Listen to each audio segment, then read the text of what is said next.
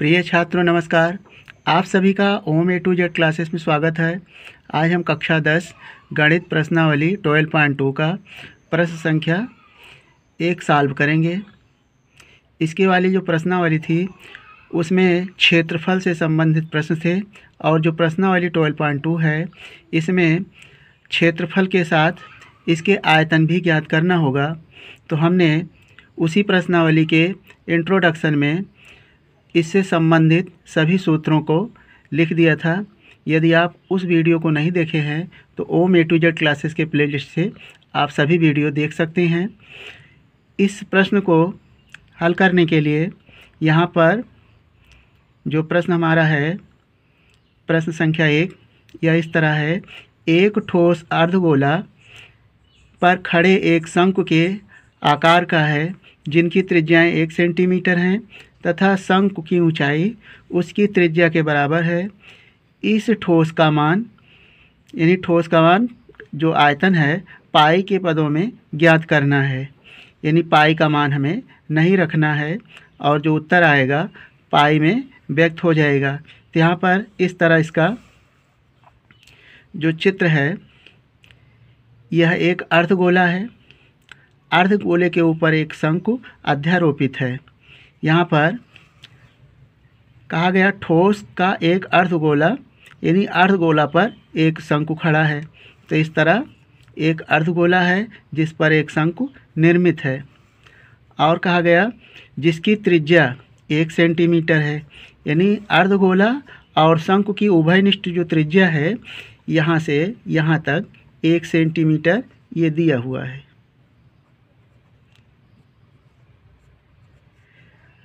तो हमें शंकु और अर्धगोले की त्रिज्या मालूम हो गई।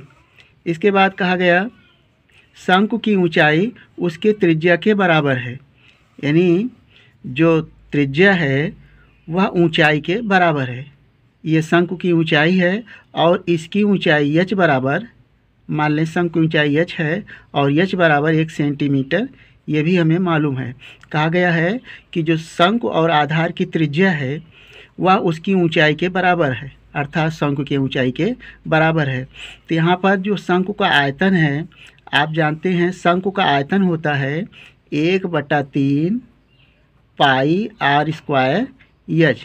ये शंकु का आयतन है और अर्धगोले का आयतन होता है 2/3 पाई r क्यूब। तो यहाँ से हमें किन किन चीज़ों की आवश्यकता पड़ेगी और क्या क्या चीज़ हमें मालूम है। यानी हमें h मालूम है और त्रिज्या r मालूम है। यहाँ पर हमें आवश्यकता पड़ेगी r की यानी उभयनिष्ठ त्रिज्या r मालूम है और h भी मालूम है। तो इस प्रश्न में हमें सभी चीज़ मालूम हो गई। इस तरह से इस प्रश्न को सॉल्व करने के लिए आप सूत्र का प्रयोग करेंगे और सॉल्व कर लेंगे। यहाँ पर हमें दिया है शंकु व अर्धगोले की उभयनिष्ठ त्रिज्या r बराबर 1 सेंटीमीटर, शंकु की ऊंचाई बराबर उसकी त्रिज्या अर्थात त्रिज्या 1 सेंटीमीटर है। तो इसलिए शंकु की ऊंचाई बराबर हो जाएगा त्रिज्या बराबर 1 सेंटीमीटर। तो h बराबर 1 सेंटीमीटर। अब इस तरह ये जो ठोस है यह इसका आयतन हमें ज्ञात करना है। आयतन के लिए शंकु का आयतन और प्लस अर्धगोले का आयतन दोनों को जोड़ देंगे। तो लिखेंगे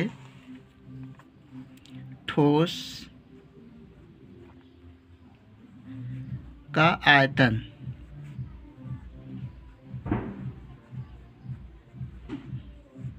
बराबर शंकु का आयतन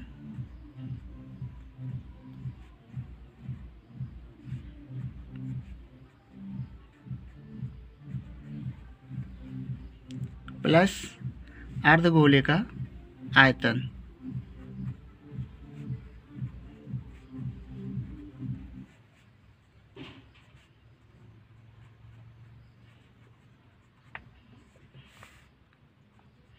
तो शंकु का आयतन होता है 1/3 पाई r स्क्वायर h प्लस अर्धगोले का आयतन 2/3 पाई r क्यूब। अब यहाँ से देखें हमें जो कॉमन मिलेगा, यानी 1/3 इसमें भी है और इसमें 2/3 है। आप इसे इस तरह भी लिख सकते हैं, 2 गुणे 1/3। 1/3 कॉमन मिल जाएगा, पाई कॉमन मिल जाएगा। आर स्क्वायर और आर क्यूब में न्यूनतम आर स्क्वायर है, तो आर स्क्वायर भी कॉमन होगा। इसमें 1/3 पाई आर स्क्वायर हम कॉमन लेंगे, बराबर 1/3 पाई आर स्क्वायर कॉमन लेंगे, तो इसमें बचेगा, भागेंगे तो हो जाएगा एच पहले पद में, और दूसरे पद में बचेगा 1/3 से भाग करेंगे, 1/3 कैंसिल, बचेगा 2 और पाई कैंसिल। यहाँ पर आर की घात 3 है, आर की घात 2 है, भाग करेंगे तो केवल आर बचेगा, यानी आर की घात 1। अब हमें इन मानों को रख लेना है। हमें उत्तर पाई के पदों में लिखना है, इसलिए पाई का मान नहीं रखना है। 1/3 पाई और आर का मान हमें मालूम है 1 सेंटीमीटर है, 1 का स्क्वायर, और एच का मान भी 1 है, प्लस 2 और आर का मान 1 है। अब यहाँ से देखें 1/3 पाई और 1 का वर्ग करेंगे तो 1 होगा, गुणे 2 एकन्नम 2 और 2 में 1 जोड़ेंगे तो हो जाएगा 3, 3 से 3 कैंसिल हो जाएगा, पाई का 1 में और 1 में गुणा हो जाएगा, तो पाई एकन्नम पाई, और इसका मात्रक हो जाएगा, यानी उत्तर पाई। और जो आयतन का मात्रक होता है सेंटीमीटर में है, तो यहाँ पर लिखेंगे सेंटीमीटर क्यूब, यानी घन सेंटीमीटर या सेंटीमीटर क्यूब।